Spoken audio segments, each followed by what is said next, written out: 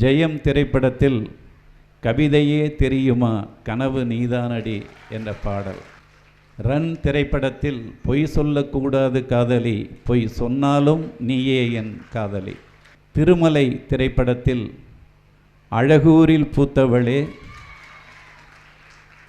என்னை அடியோடு சாய்த்தவளே. பிரியாத வரம் வேண்டும் திரைப்படத்தில் பிரிவொன்றை சந்தித்தேன் முதல் நேற்று, நுரையீரல் தீண்டாமல் திரும்பது காற்று. ஒரு வரி நீ ஒரு வரி நான், திருக்குறள் நாம் என்று அந்த பாடல்.